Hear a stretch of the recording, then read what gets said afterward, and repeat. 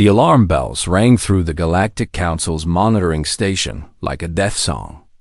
Deep in space, far from any known civilization, the sensors had picked up something impossible.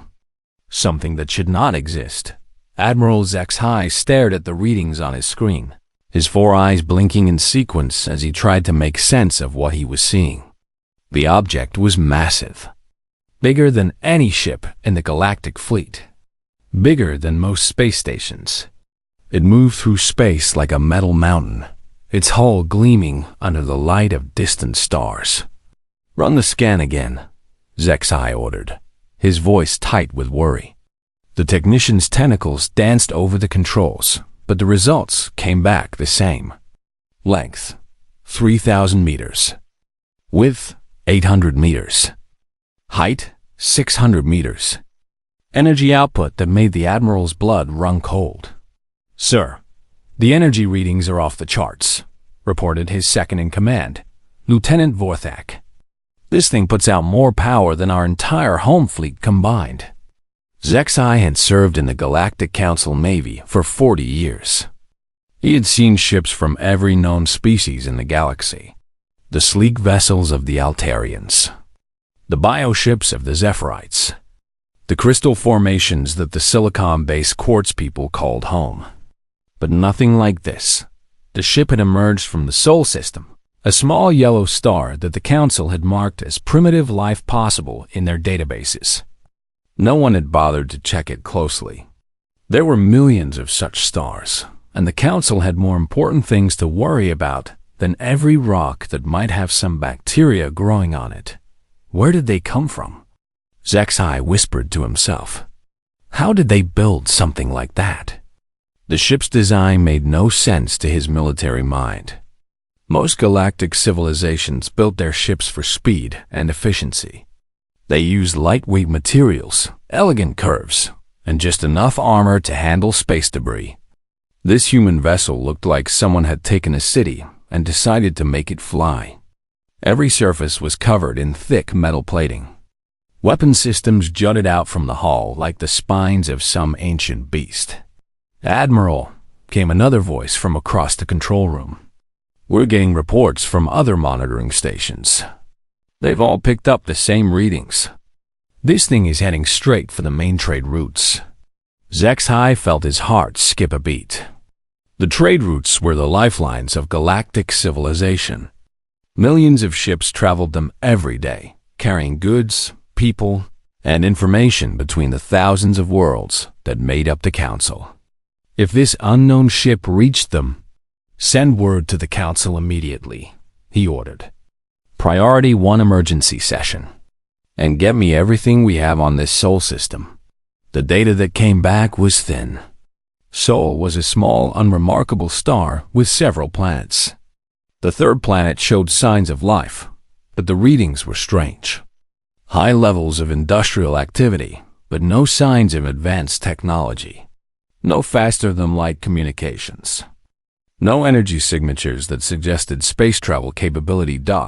Yet here was this massive ship, clearly built by someone, heading their way at speeds that suggested some form of faster-than-light drive, 3,000 light-years away. Aboard the UES Leviathan, Captain Sarah Chun stood on the bridge and watched the stars. She was a small woman, but her presence filled the room. Behind her, dozens of crew members worked at their stations, monitoring systems that represented the peak of human engineering. "Status report," she called out, not turning from the viewing port. "All systems green." "Captain," replied her executive officer, Commander Marcus Webb. "We're maintaining course and speed. Data to the edge of local space is 72 hours. Sarah nodded. 72 hours until they left the safety of their own solar system and ventured into the true unknown. She thought about Earth, now just another point of light behind them. 8 billion people had watched them leave, carrying the hopes and fears of their entire species. The Leviathan was humanity's first interstellar vessel. It had taken 50 years to build, using every resource Earth could spare. The ship was more than just transportation. It was a statement, a declaration that humanity was ready to take its place among the stars. Sarah ran her hand along the railing of the bridge. The metal was warm under her touch, heated by the massive fusion reactors deep in the ship's belly. Everything about the Leviathan was built to last. Heavy armor plating covered every inch of the hull. Redundant life support systems could keep the crew alive for decades. The ship carried enough weapons to defend itself against any threat they might encounter. "Captain," called out Lieutenant Rodriguez from the communications station. "We're still not picking up any signals. No radio, no laser communications, nothing. Either we're alone out here, or whoever is out there doesn't use the same technology we do." Sarah frowned. Earth scientists had always assumed that any spacefaring civilization would use similar communication methods. Radio waves, light-based signals, maybe even quantum entanglement for really advanced species. But space was silent around them, empty of any sign of intelligent life. "Keep listening," she ordered, "and keep broadcasting our message. If anyone is out there, we want them to know we come in peace." The message played on repeat, transmitted in dozens of languages and mathematical concepts that any intelligent species should understand. Pictures of Earth, human beings, representations of our solar system. It was humanity's first hello to the galaxy. What Sarah didn't know was that her hello was being heard by thousands of listening posts throughout local space. The Galactic Council had communication networks that spanned the galaxy, but they operated on principles that humans had never discovered. Quantum frequency modulation, psionic amplification, subspace carrier waves. Technology so advanced that human radio signals seemed like smoke signals to a civilization that used quantum computers. Back on the monitoring station, Admiral ZXI stared at the latest reports. The human ship had not changed course or speed. It continued on its path toward the trade routes with steady determination. Its communication attempts were primitive but constant, suggesting intelligence, maybe even peaceful intentions. But the ship itself told a different story. This was a war machine, pure and simple, built for battle and designed to intimidate. Either these humans were the most paranoid, peaceful species the galaxy had ever seen, or they were coming to conquer. "Admiral," Lieutenant Vortex said quietly, "the Council is demanding answers. What do we tell them?" ZXI looked at the tactical display one more time. The human ship was now less than 2 days from the outer edge of Council space. Soon, first contact would be unavoidable. "Tell them," he said slowly, "that everything is about to change." The Great Assembly Hall of the Galactic Council had never seen anything like this. Representatives from hundreds of worlds filled the massive chamber, their voices creating a symphony of clicks, whistles, roars, and electronic sounds. Emergency sessions were rare, but this was different. This was about the unknown. Council Chancellor Tisara called for order, her crystalline form glowing with authority. The hall slowly quieted as species after species turned their attention to the massive display screen showing the approaching human vessel. "Fellow beings," the Chancellor began, her voice carried by translators to every corner of the hall. "We face an unprecedented situation. An unknown species has appeared at the edge of our space, traveling in what can only be described as a fortress." The display zoomed in on a Leviathan, showing its massive bulk against the starfield. Gasps and worried sounds echoed through the chamber. The ship was unlike anything they had ever seen. Ambassador Krulton of the Nexari Confederation stood up, his insect-like form clicking as he spoke. "Chancellor, my people have encountered hundreds of species as they achieve space travel. All followed similar patterns. First, they develop radio communications. Then, simple satellites. Eventually, small exploration vessels. This breaks every rule we know. The intelligence reports are disturbing. added General Vorthik of the Catherian Defense Fleet. His reptilian features were grim as he gestured toward the display. This vessel carries enough firepower to destroy entire fleets. The armor plating alone is thicker than most ships are long. Either these humans are incredibly paranoid, or they are coming to make war. In the observation gallery, Dr. Alinsa, the Council's leading xenobiologist, studied the human ship with fascination rather than fear. Her people, the compassionate minds, were known for their ability to understand other species. But even she was puzzled by what she saw. "The design philosophy is completely alien to us," she murmured to her assistant. "Every galactic civilization learns to build efficiently. Light, fast ships that can travel between stars without wasting resources. But look at this vessel. They have covered it with so much metal that it moves like a planet. Why would any species to build this way?" Her assistant, a young scholar named Pectol, checked his datapad. "The energy signatures suggest they use some form of fusion power, but it's incredibly crude compared to our antimatter systems. Yet somehow they generate enough power to move this massive ship faster than light. How is that possible?" On the main floor, the debate was growing heated. Representative Zolze of the Traders Guild slammed his appendage on his speaking platform. "We cannot allow this vessel to enter the trade routes. One ship like that could disrupt commerce across 17 sectors. But we have no proof of hostile intentions," countered Ambassador Nelia of the Peaceful Worlds Alliance. Her gentle voice carried the wisdom of a species that had never known war. Their communication attempts, while primitive, seem peaceful. They show images of their world, their people. These do not seem like the actions of conquerors. General Vorthik's laugh was harsh. "Ambassador, with respect, your people have lived in peace for so long you have forgotten what a threat looks like. This ship is designed for one purpose: to destroy anything that stands against it. No peaceful species builds something like this." Chancellor Desara raised her hand for silence. General Vorthik raises important concerns. However, we must also consider that we know nothing about the conditions these humans faced on their homeworld.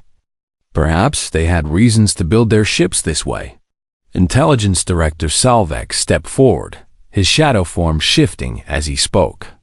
His species, the Night Watchers, were the Council's spies and analysts.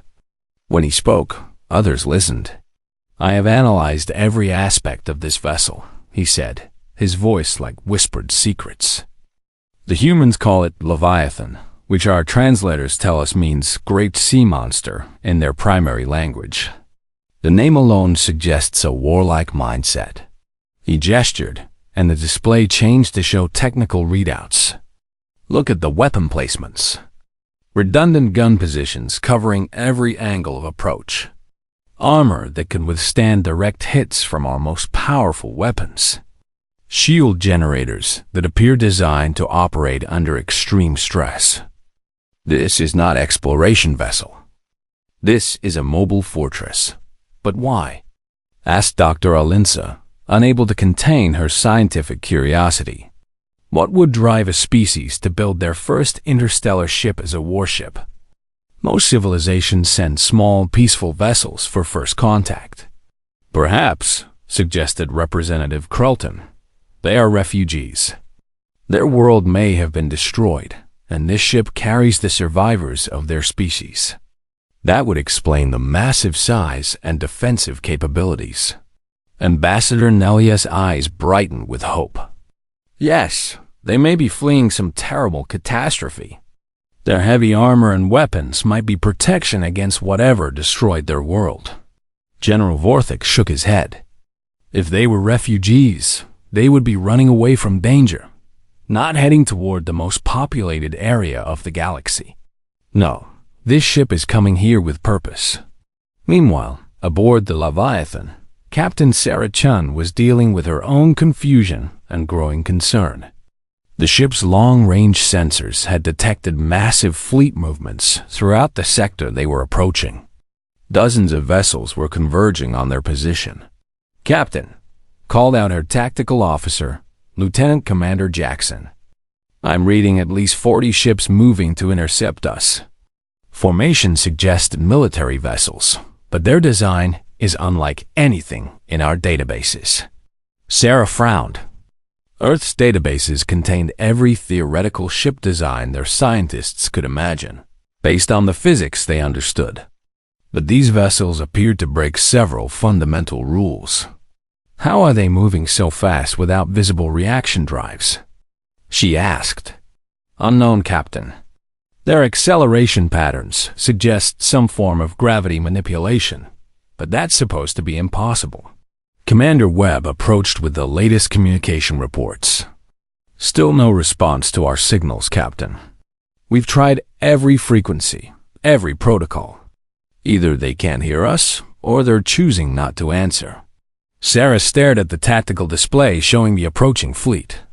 Earth's governments had spent years debating what to do if humanity encountered hostile aliens. The Leviathan carried enough firepower to defend itself, but against 40 ships of unknown capability? "Keep broadcasting our peaceful intentions," she ordered, "and keep all weapons powered down. We're not here to start a war." Back in the council chamber, the debate continued. Chancellor Tessara was growing frustrated with the lack of consensus. Some representatives wanted to attack the human ship before it could enter their space. Others insisted on attempting peaceful contact. Still others suggested simply monitoring the vessel and staying out of its way. "We need more information," declared Dr. Alinsa, finally speaking up from the gallery. "We are making assumptions based on fear and incomplete data. Yes, their ship is heavily armed. But consider this. We know nothing about their homeworld. What if their planet is dangerous? What if they evolved in an environment where heavy armor and strong weapons were necessary for survival?" "Interesting theory," admitted General Vorthek. "But irrelevant. Whatever their reasons for building this ship, it represents a clear threat to galactic peace. Does it?" challenged Dr. Alinsa. "Or does it represent an opportunity? For the first time in centuries, we have encountered a truly alien approach to space travel. Their technology is crude but effective. Their design philosophy is completely different from ours. Think of what we could learn." Ambassador Nelia nodded enthusiastically. "Dr. Alinsa is right. We should be excited, not afraid. First contact with a new species is one of the rarest and most wonderful events in the galaxy." "Wonderful, yes," growled General Vorthek. "Right up until they start shooting." Chancellor Tessara called for a formal vote. "All in favor of attempting peaceful contact?" Hands, tentacles, and appendages rose throughout the chamber. "All in favor of treating the vessel as a hostile threat?" Fewer rose, but the vote was close. "The council is divided," announced the Chancellor. "Therefore, we will proceed with caution. A small task force will approach the human vessel for preliminary contact. If they prove hostile, we will respond accordingly. If they prove peaceful—" She paused, looking at the massive ship on the display. "Then we will have much to discuss." As the session ended and representatives began filing out, Dr. Alinsa remained in her seat, studying the image of the Leviathan. Something about the humans fascinated her. In all her years studying alien species, she had never encountered one that seemed so determined. Their ship wasn't just built for war. It was built to survive anything, to keep going no matter what stood in their way. What kind of species thought that way? What kind of world produced beings who looked at the vast, dangerous unknown of space and said, "Let's build something that can handle whatever we find out there"? Soon, she thought, they would all find out. Commander Telvac checked his instruments one final time as his small task force approached the mysterious human vessel. 3 ships under his command. Fast, agile cruisers designed for reconnaissance and quick strikes. Against the massive Leviathan, They looked like insects approaching a sleeping giant. "Maintain distance," Telvac ordered his squadron. "We're here to observe and test their response, not to start a war."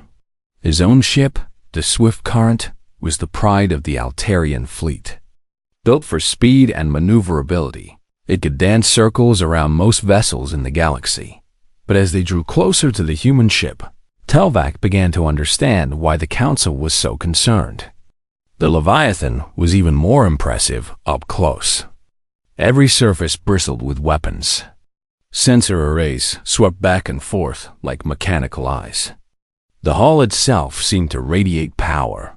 "Sir," reported his sensor operator, "I'm reading over 300 separate weapon systems. Energy output is climbing." "They know we're here." Telvac nodded. Any military vessel would have detected their approach by now. The question was, how would these humans respond? Would they power weapons? Raise shields? Run? Aboard the Leviathan, Captain Sarah Chen stood calmly on her bridge as alerts sounded throughout the ship. The three approaching vessels had appeared on their sensors 20 minutes ago, closing slowly but steadily. "Analysis of the contacts?" she asked her tactical officer. Lieutenant Commander Jackson studied his displays. "Ships appear to be military, but their configuration is unusual. No visible weapon ports, no armor plating. They're built more like racing cars than warships." "Racing cars with faster-than-light drives," muttered Commander Webb. "Captain, they could be scout ships for a larger fleet." Sarah nodded. It was possible. Earth's military doctrine assumed that any alien contact might be hostile. The Leviathan had been designed with that assumption in mind. But these ships weren't acting aggressively. They maintained distance, made no threatening moves. "Sir," called out Lieutenant Rodriguez from communications, "should we attempt to hail them?" Before Sarah could answer, something unexpected happened. The alien ships stopped. They simply hung in space, maintaining their distance, making no further moves toward the Leviathan. "They're waiting," observed Commander Webb. "But for what?" Sarah made a decision that would puzzle military minds throughout the galaxy. Instead of powering weapons or raising shields, instead of maneuvering for tactical advantage or preparing for battle, she did something that no galactic commander would have expected. "All stop," she ordered. The massive Leviathan began to slow, its powerful engines gradually reducing thrust until the great ship hung motionless in space. But Sarah wasn't finished. "Cut power to all non-essential systems," she continued. "Navigation lights to full brightness. And open all exterior bay doors." Her bridge crew stared at her. Commander Webb stepped closer. "Captain, that will leave us completely vulnerable. If they attack, then we'll die," Sarah said simply. "But if they wanted to attack, they would have done it already. They're testing us, Marcus. Let's show them what kind of species we are." The Leviathan transformed before Telvac's amazed eyes. The massive warship killed its forward momentum and simply stopped. Systems that had been glowing with power began to dim. Then, one by one, external lights began to illuminate the ship's hull. But most shocking of all, the humans began opening their cargo bays and docking ports. Atmospheric shields flickered on to contain the air, but the message was clear. The ship was making itself completely defenseless. "Commander," whispered his sensor operator. They're showing us their interior. I can see their cargo holds, their manufacturing bays." "Why would they do that?" Telvac had served in the military for 30 years. He had seen every kind of tactical maneuver, every form of deception and misdirection that combat could produce. But this was something entirely new.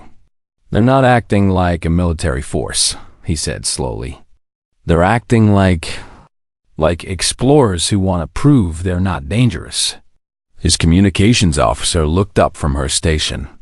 "Sir, they're still broadcasting on multiple frequencies. The same message, over and over. Our translators are having trouble with their language, but it seems to be some kind of greeting. Telvac stared at the massive human ship, now blazing with lights like a festival celebration. Every instinct told him this was some kind of trap. No military commander would make their ship this vulnerable unless they had some hidden advantage. But another part of his mind, the part that had studied hundreds of first contact scenarios, whispered a different possibility. What if these humans really were peaceful?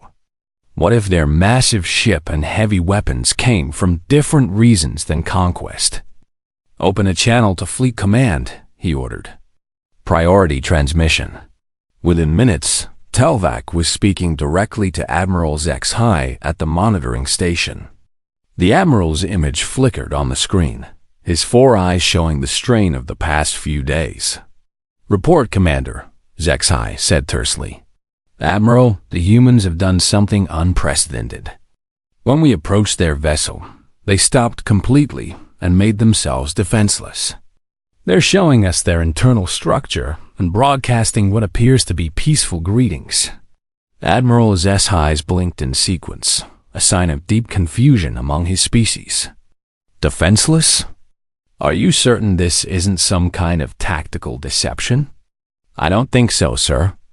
They've opened their cargo bays, dimmed their weapon systems, and covered their hull with lights.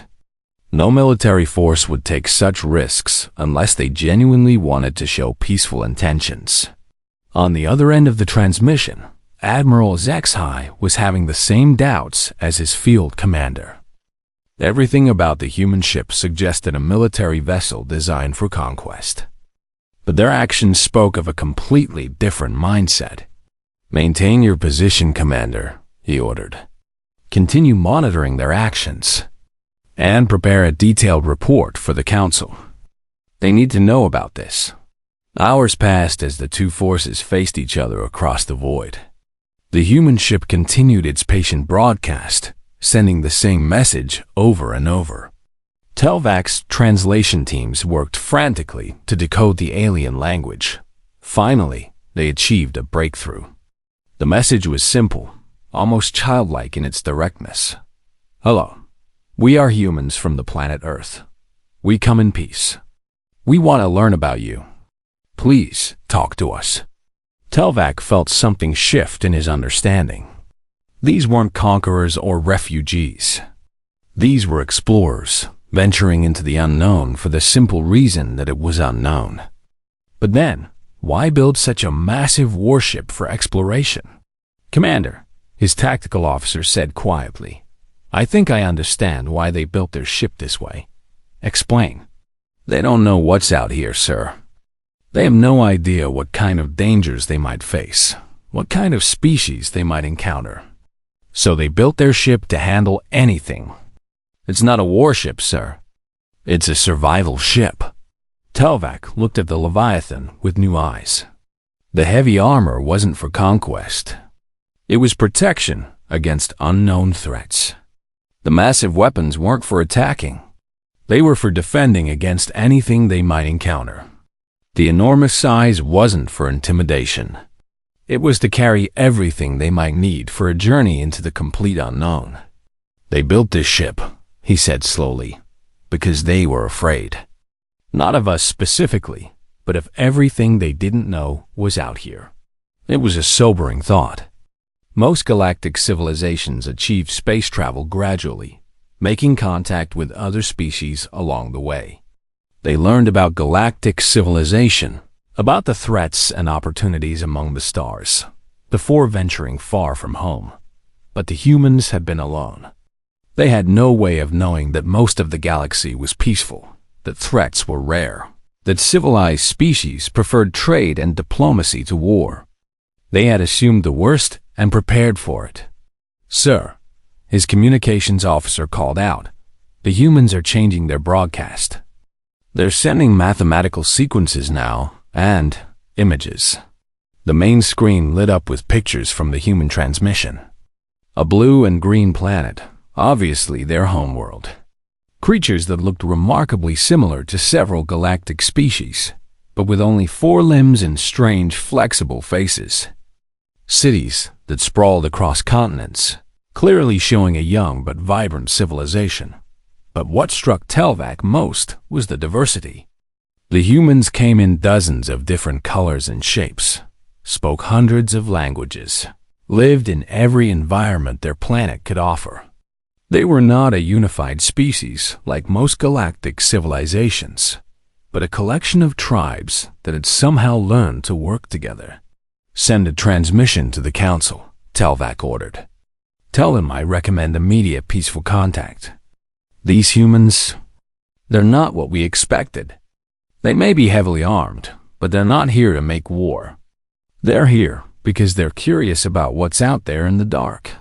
As his message raced toward the council chambers, Telvac continued to study the human ship. Somewhere inside that massive vessel were beings who had looked at the infinite, dangerous unknown of space and decided to venture into it anyway.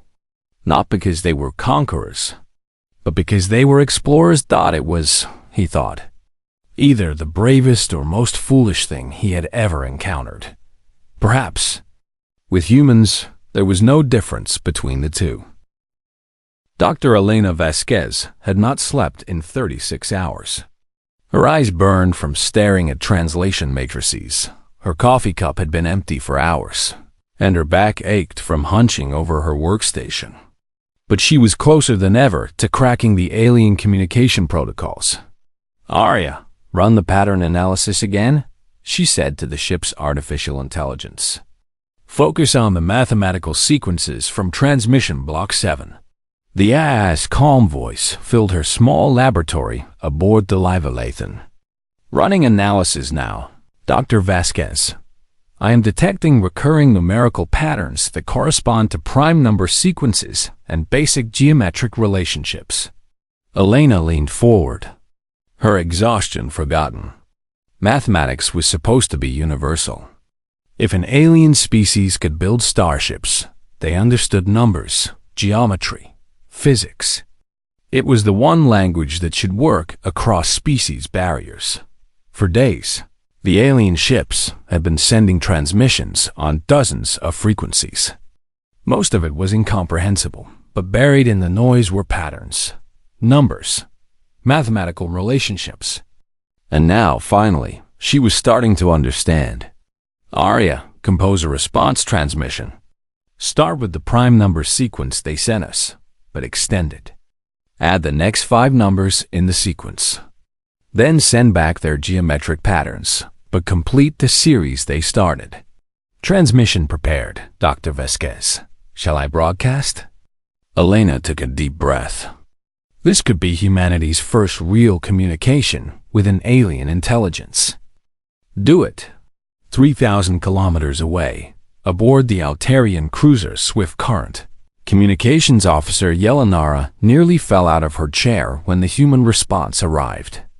She had been monitoring their transmissions for hours, listening to the same basic greeting repeated over and over. But this was different. "Commander," she called out, her voice high with excitement. "The humans just sent us mathematics. They completed our prime number sequence and solved our geometric puzzle." Commander Telvac rushed to her station, staring at the display showing the human transmission. The response was elegant, simple, and completely correct. More than that, it showed understanding not just of mathematics, but of the concept of communication itself. "How long did that take them?" he asked. "From the time we sent our mathematical test to their response. 4 hours and 17 minutes. Telvac's jaw dropped. Most first contact situations required months to establish even basic mathematical communication. The humans had done it in less than a day. "Send the next test sequence," he ordered. "Simple algebra this time. Let's see how far their mathematical understanding goes." Aboard the Leviathan, Dr. Vasquez was practically bouncing with excitement. "Arya, they responded. Look at this. They sent us an algebraic equation. They want to know if we understand variables and relationships. Shall I solve it, Dr. Vasquez?" "Not just solve it. Let's show them what human mathematics can do." "Solve their equation. then send them calculus. If they understand integration and derivatives, we'll know we're dealing with a truly advanced species. The mathematical exchange continued for hours. Prime numbers led to algebra, which led to geometry, which led to calculus. The aliens sent problems that would challenge university students.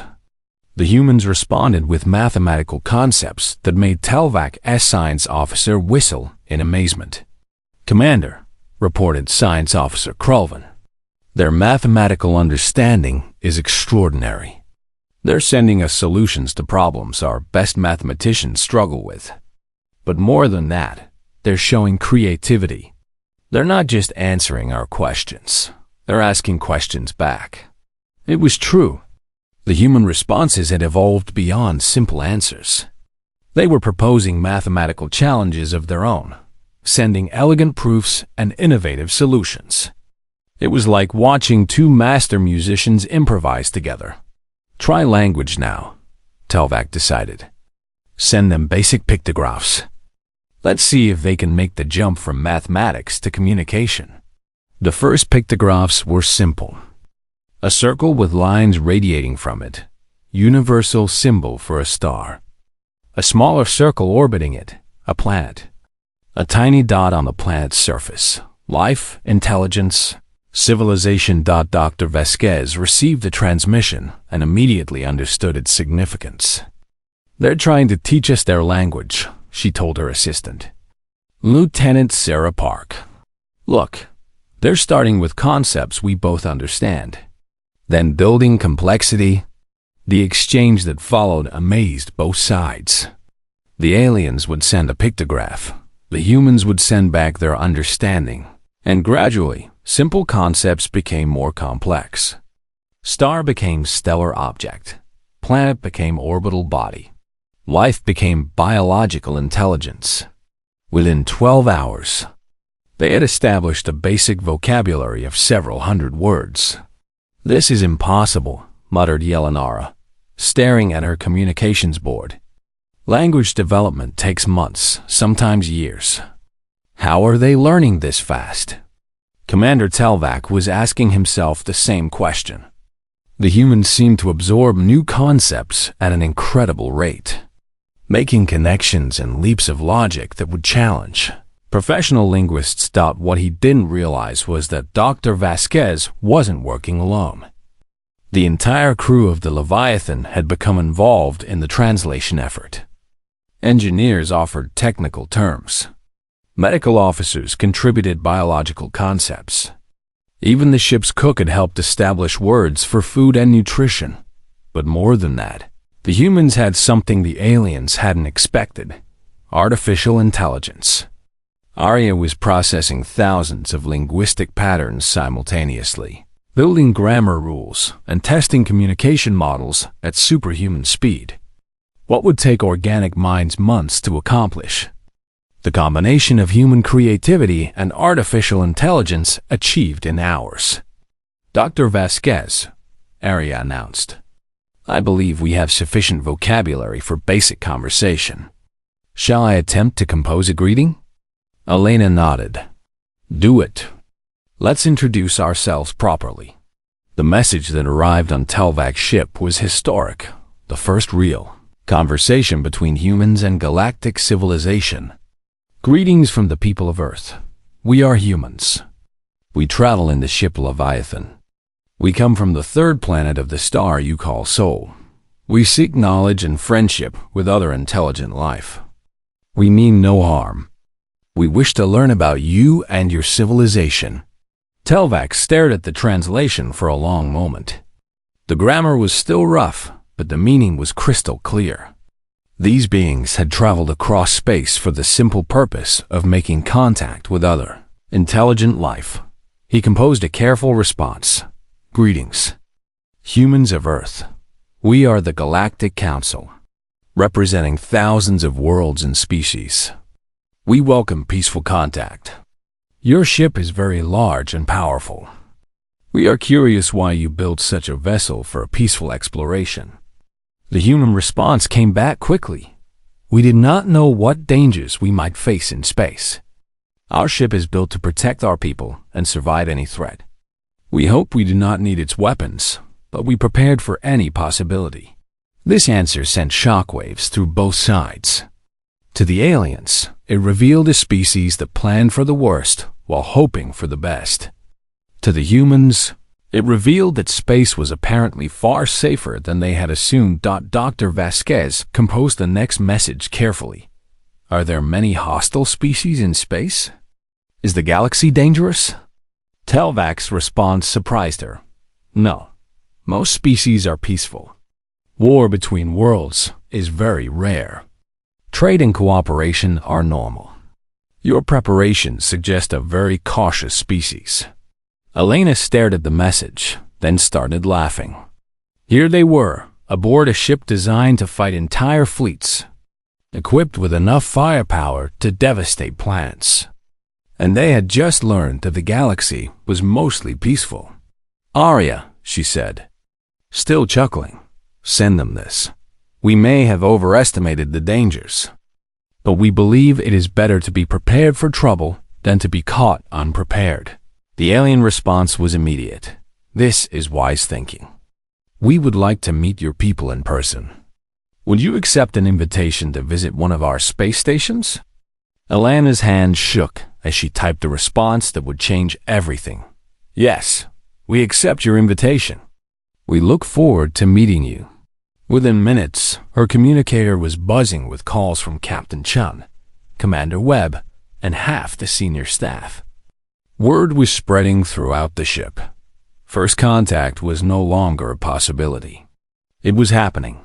3 hours later, Captain Chun stood in the communications center, reading the latest exchange between Dr. Vasquez and the alien commander.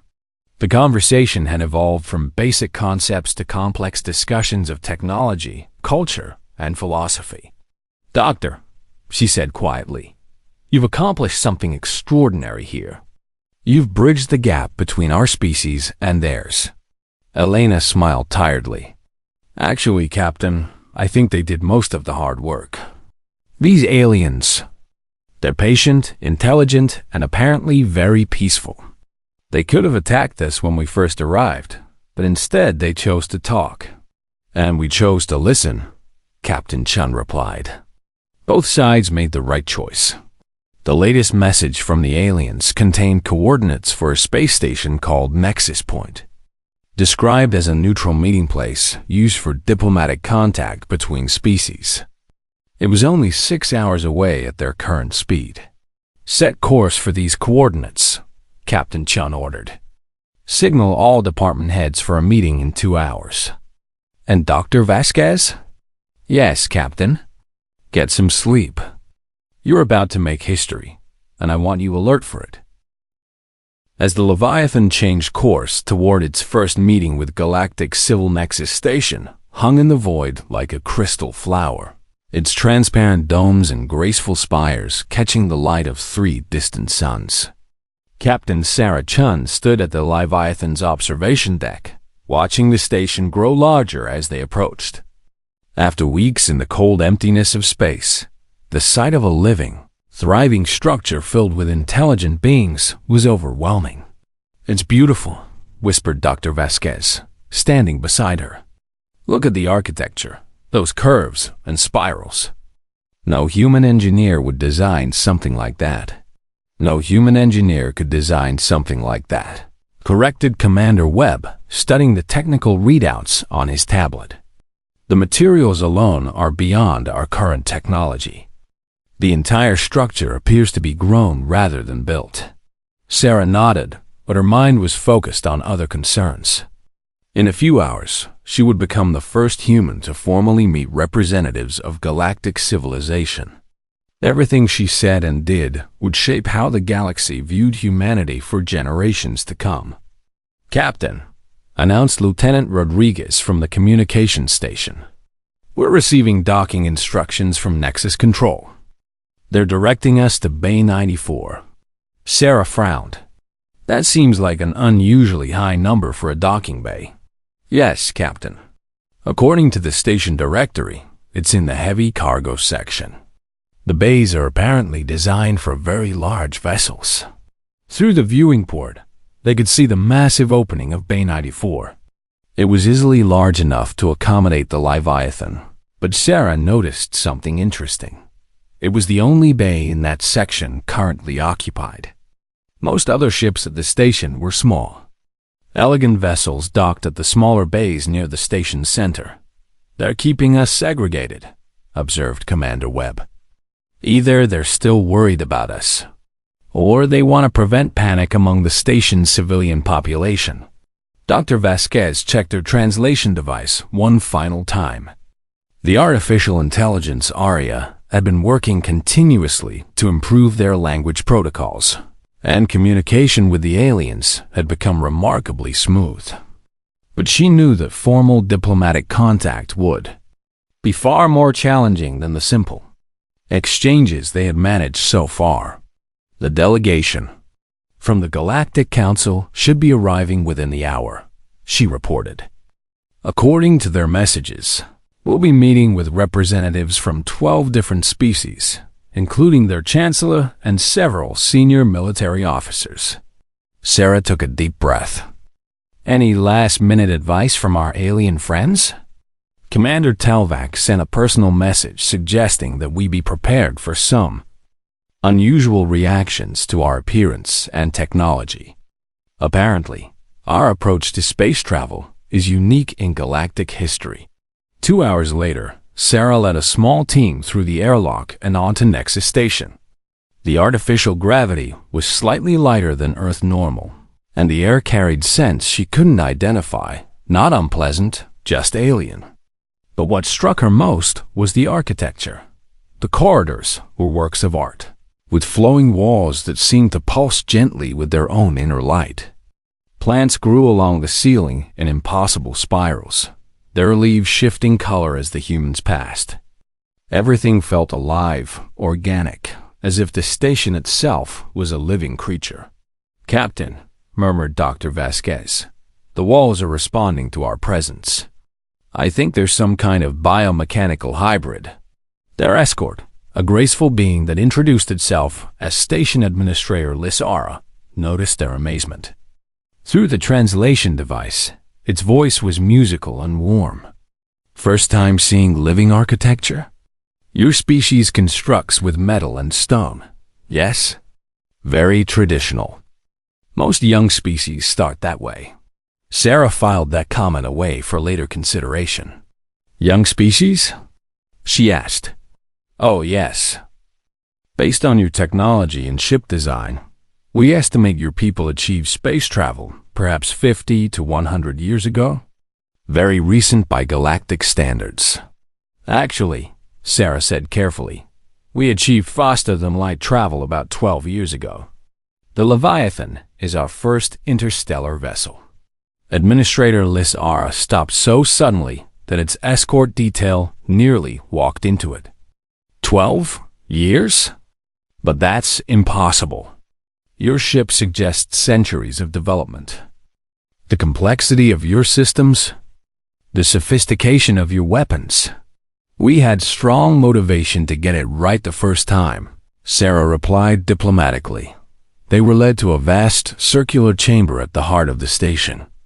Representatives from a dozen different species were already assembled, their forms so varied that Sarah felt like she had walked into an alien zoo. Insectoid beings with multiple arms, graceful creatures that seemed to be made of living crystal, others that defied easy description. But what surprised her most was their size. Nearly all of them were smaller than humans, more delicate, built for environments that were apparently far gentler than Earth. Chancellor Tisara stepped forward, her crystalline form chiming softly as she moved. "Welcome, humans of Earth, to Nexus Station. I am honored to represent the Galactic Council in this historic first contact." Sarah bowed slightly, a gesture she hoped would be understood as respectful. "Chancellor, the honor is ours. We bring greetings from all the people of Earth and our sincere hope for friendship between our species and yours. Please, be seated," the Chancellor said, gesturing to chairs that had been specially constructed for human anatomy. We have many questions about your people and your remarkable vessel." As the formal session began, Sarah found herself fielding questions that revealed just how unusual humanity was in galactic terms. Their first questions set the tone for everything that followed. "Captain Chun," asked Ambassador Krulton, his insect-like form clicking nervously, "we are curious about your ship's design philosophy. Most species build their first interstellar vessels for efficiency and safety. Your ship appears built for war. Were you fleeing some conflict?" Sarah chose her words carefully. "We were not fleeing anything, Ambassador, but we had no way of knowing what we might encounter in space. Our ship was designed to be capable of handling any situation: peaceful contact, hostile encounters, environmental dangers, or unknown threats. But the level of armament," pressed General Vorthok, "suggests you expected significant military resistance. What led your people to assume space would be hostile?" Sarah looked around the chamber at these peaceful, civilized beings and realized how her answer would sound. "General, humanity evolved on a world where survival often required being prepared for the worst. We have a saying, hope for the best, but prepare for the worst. Our ship reflects that philosophy." "Fascinating," murmured Dr. Alinsa, the xenobiologist. "So your heavy armament comes from caution rather than aggression?" "Exactly. We hope to find friendly civilizations like yours. But we prepared for the possibility that space might be dangerous." Chancellor Tessara leaned forward. "Captain, may I ask about your homeworld? What conditions led to such preparedness?" Sarah paused. How could she explain Earth to beings who had apparently never known scarcity, competition, or existential threat? "Our world is beautiful, but challenging," she said finally. "Limited resources, natural disasters, predators, disease. Survival required constant adaptation and preparation. We learned early that the universe doesn't care about our hopes and dreams, only our ability to endure whatever it sends our way." The chamber fell silent. Several representatives exchanged glances that Sarah couldn't interpret. "Captain," said Ambassador Nelia softly, "most species achieve space travel only after establishing global peace and cooperation. Your description suggests humanity reached the stars while still facing significant planetary challenges." "That's correct. We haven't solved all our problems on Earth, but we decided that exploring space might help us find solutions to those problems." Another long silence. Then General Vorthok asked the question that would define humanity's place in galactic civilization. "Captain Chun, why did your people choose to venture into space while your world was still dangerous? Why not wait until you had achieved peace and prosperity?" Sarah thought of Earth. Beautiful, chaotic, dangerous. Wonderful Earth. She thought of 8 billion humans struggling with poverty, war, disease, and environmental collapse, yet still managing to build something like the Leviathan.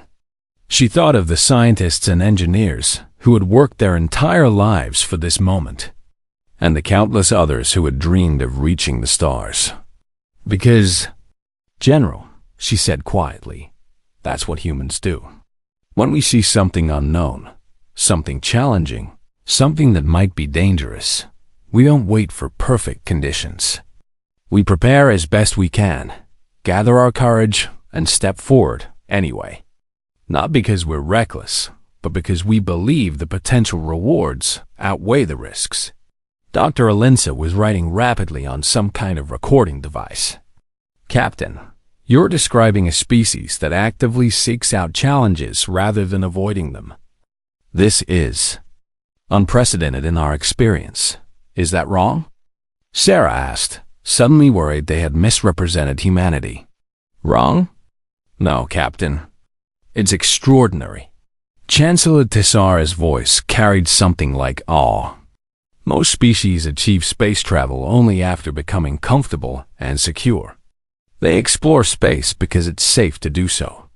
But you explored space because it wasn't safe. Because it was unknown.